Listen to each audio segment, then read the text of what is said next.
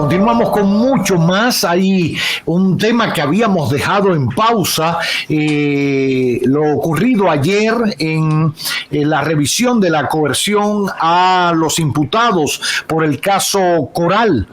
Y nuestro invitado, ya lo habíamos analizado previamente con un analista, el demócrata, y queríamos ver también la visión desde el plano legal, desde el plano de un abogado en torno a lo que ocurrió ayer en la Fiscalía del Distrito Nacional. Así es, aquí está con nosotros nuestro abogado de cabecera, Francisco Álvarez Martínez, y con él vamos a ver ahora la arista jurídica de la variación de la medida de coerción a la operación Coral. Saludos, Francisco, buen provecho. Hola, buenas tardes. Un placer estar aquí con ustedes. Él va a eso. Francisco, primero, porque ha habido un debate en torno a lo ocurrido ayer. ¿Fue una variación o el cese de la medida de coerción? Eso es incluso por donde yo quería comenzar, porque efectivamente en la prensa hay una equivocación en algunos de los titulares que luego cuando uno lee la nota de prensa, digamos que se puede resolver. Lo que se pretendía desde el punto de vista de la defensa era el cese, que es lo que yo personalmente también entiendo como válido, vencido el plazo, cual sea, ya sea de la prisión, el plazo máximo o de la medida impuesta. Lo que debe suceder es que cesa la medida. Si a mí me dijeron 12 meses, 18 meses, al día siguiente, la medida debe cesar. Nosotros hemos visto en los últimos casos vinculados a corrupción administrativa que hay una, yo voy a decir confusión, no en el sentido de que alguien está bien o alguien está mal, sino de que se están mezclando criterios jurisprudenciales de ese tribunal, de ese juzgado de la instrucción, donde no necesariamente se está contabilizando el plazo cumplido para otorgar el cese, sino que la solución, creo yo, salomónica, que se le está dando es tratar la solicitud de cese como si fuera una variación de la medida, que fue lo que pasó ayer. Porque ayer, si hubiese sido ejecutado el cese de la medida de coerción, que es lo que pudo haber sido más quizás apegado a lo que dice el código, se van para su casa y ya. Ahora, una pregunta, Francisco. El código plantea tácitamente y como una columna que a los 18 meses, en este caso los 18 meses, porque el caso desde el inicio se declaró complejo, ¿no? Tú me desmientes y me vas corrigiendo. Lo hago tratando de educar un poquito, seguir educando a la gente. Y todos los plazos en un caso complejo se duplican. Y entonces se le da el máximo de coerción, que son 18 meses. ¿Es así? Claro, este caso estaba declarado complejo, este caso se habían ampliado los plazos, valga la redundancia, para investigar y acusar. La acusación se presentó días antes, me parece, que se cumpliera ese plazo. Van muchas audiencias que se han prorrogado en ese mismo sentido, pero hay un plazo que fija la ley en esos escenarios donde se declara complejo como un plazo máximo. Y ese es el plazo que los abogados de la defensa decían: oye, ya eso se venció, lo que tú debes hacer, tribunal, es verificar aritméticamente que eso ocurrió, o sea, estamos vencimiento del plazo más un día, y en consecuencia, mande a esta persona para su casa porque ya cesó la medida. Y para hacerlo simplista, imaginemos que un tribunal me impone a mí una medida de coerción de un día preso. Al segundo día, bueno, ya yo cumplí esa orden del tribunal, yo debería irme para mi casa. Cuando eso no ocurre, cuando el tribunal, a solicitud del Ministerio Público, se le presentan nuevos elementos y una solicitud de una imposición variada, distinta, que aparentemente no fue lo que sucedió. Digo aparentemente porque estamos trabajando con lo que dicen los titulares. No tengo una decisión. Ahora, Francisco, para seguir explicándole a la gente, no obstante a que lo que tocaba, según la norma, era el cese de la coerción, el código prevé que si el Ministerio Público o la parte acusadora presenta nuevos elementos para prolongar esa medida de coerción, el juez tiene la facultad para hacerlo, o sea, el código deja ese espacio para no cesar y continuar aunque varíe la coerción primaria. Lo que pasa es que hay un límite, y eso es una muy buena pregunta, incluso por el contexto de lo que estamos hablando. Ninguna prisión preventiva puede durar más de 18 meses. Por eso vemos que eso es lo más que se ha dado, entre comillas, ¿verdad? Ahora, esa misma prisión preventiva, por elementos nuevos, yo pudiera entender como abogado que si se le presenta al tribunal que por otras razones que no son las que lo han mantenido a él sustraído de su libertad, se debe imponer una medida de coerción distinta o la misma, o vamos a decir reiterar esa medida, yo pudiera entender la discusión académica en el tribunal basado en que antes era por peligro de fuga y ahora es, por ejemplo, porque él está distrayendo pruebas, o la va a distraer, o dijo, aquí tengo un mensaje donde él dice que desde que yo llegue a mi casa voy a desbaratar la caja y voy a llamar a fulano para amedrentarlo.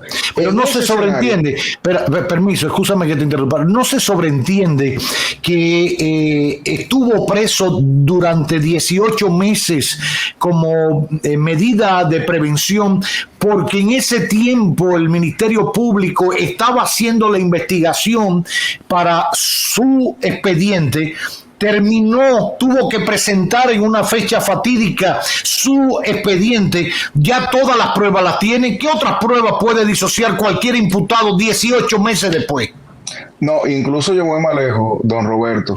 Con la presentación de la acusación, gran parte de la comunidad jurídica, donde yo me incluyo también, cree que automáticamente ya una prisión preventiva debería cesar o ser variada. ¿Por qué? Porque ya yo hice, como Ministerio Público, toda la diligencia que yo quería proteger mientras preparaba mi acusación. Ahora, lo que sucedió ayer tiene un problemita técnico y es algo que a mí personalmente no he visto la decisión, tenemos que verla, pero de lo que dice la prensa y lo que dicen los abogados es que hubo una variación de la medida, que es una solución salomónica, como la veo yo, que me parece incluso fue lo mismo que ocurrió en el caso Pulpo, donde en lugar de mandar al imputado para su casa, lo mandamos con otra medida de coerción, menos gravosa, pero igual restrictiva. Si ese fue el caso, que parece que lo fue, a mí me da la impresión de que se trató de complacer a ambas partes. Por un lado, sí, vamos a enviar a esa persona para su casa, que yo personalmente creo que hace rato debieron estar defendiéndose desde su casa. Y dos, le mantengo una más leve, pero aún así restrictiva, porque una fianza de 100 millones, un impedimento de salida, a veces con grillete, no sé si hubo una prisión domiciliaria, ni siquiera, no tengo ese dato. No hay prisión domiciliaria, pero sí, todos tienen grillete menos uno, el hijo de la pastora. Ahora, Francisco, si bien como dices, la jueza trató de complacer a ambas partes, el Ministerio Público, porque insisto, que es un error del Ministerio Público insistir en la prisión preventiva como condena anticipada, sobre todo 18 meses después de haber ya investigado, haber tenido un expediente que siempre se ha dicho que es un expediente, ¿cómo se llama? Que han dicho... blindado. Con blindado y todo eso. O sea, si todo eso existe, ¿cuál es tu preocupación que el hombre esté en su casa?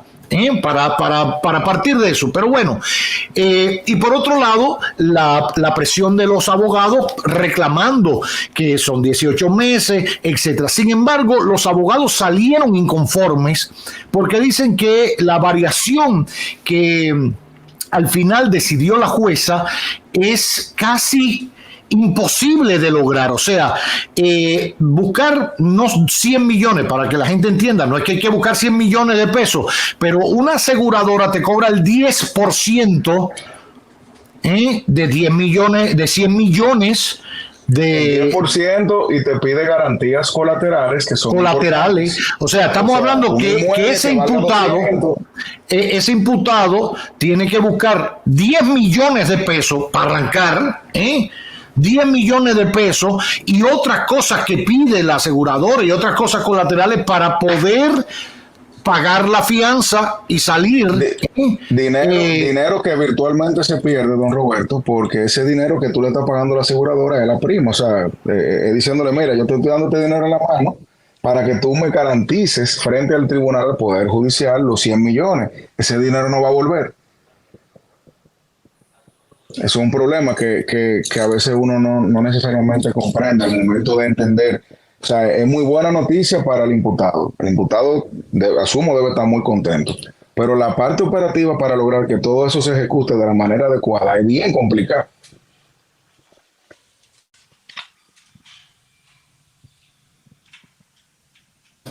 Don Roberto, ¿está ahí? Sí o no, se nos fue. No, creo que se fue. Pero creo que se nos fue. Pero aquí seguimos. Yo lo que le iba a seguir comentando era que con esa variación, que fue lo que ocurrió, no un cese, que era lo que quizás debía ocurrir, se cumple por un lado ese clamor de la defensa de que la persona se pueda defender desde su casa, y especialmente porque al ser un caso complejo, tan amplio y con pruebas en el ámbito virtual bien sustanciosas, ellos siempre se habían quejado de que había una dificultad material de tú tener control de una computadora, un iPad, lo que sea, en todo momento, que es lo que representa la defensa material. O sea, la defensa material en derecho penal es la defensa que el imputado personalmente puede hacer. Yo, si soy imputado y tengo aquí una tablet, una computadora, mi celular, puedo constantemente estar estudiando mi expediente y aportando a la defensa de mis abogados a mi favor. Okay. En un entorno donde tú estás guardando prisión preventiva con una restricción material de esas cosas, evidentemente tú no vas a poder estudiar con la misma efectividad un expediente de miles de páginas que están en el entorno virtual, en CD, en computadora, en lo que sea. Entonces, como que ahora la defensa logró, para su punto de vista, tener también un acceso a su cliente más completo, más transversal, que va a generar lo que pudiera ser quizás a largo plazo un mejor ejercicio del derecho de defensa material que él hasta ahora se ha quejado en las audiencias que no había podido ejercer. Y viendo lo que ocurrió en el día de ayer y la variación en las medidas de coerción, y reiterando, recalcando y subrayando y en negritas que esto no significa que ningún imputado ha sido absuelto ni que se sustrae del proceso de juicio que les tocará en su debido momento, ¿a quién más va por ese mismo camino? ¿Quiénes más? ¿Cuáles otros imputados estarían yéndose para su casa, según lo que dice nuestro código? Lo que sucedió ayer también trae un poco de tranquilidad, yo diría, a los procesos, porque independientemente de que no fue la solución que yo entiendo era adecuada y que tampoco fue en el momento que yo entiendo debió ocurrir, sí manda quizá un mensaje de que, bueno, dado los casos, si nos damos cuenta, en los últimos 3 meses ya hay varios imputados que han logrado vencer esa prisión preventiva y que han podido comenzar a ejercer su derecho de defensa desde la casa. Entonces, nada, yo pienso que estamos ante una historia que se va escribiendo día a día y que por el momento, hasta que no tengamos la decisión, el comentario desde la especulación es lo que podemos hacer. O sea que esperemos que salga el fallo y así podemos también hacer un comentario un poco más profundo.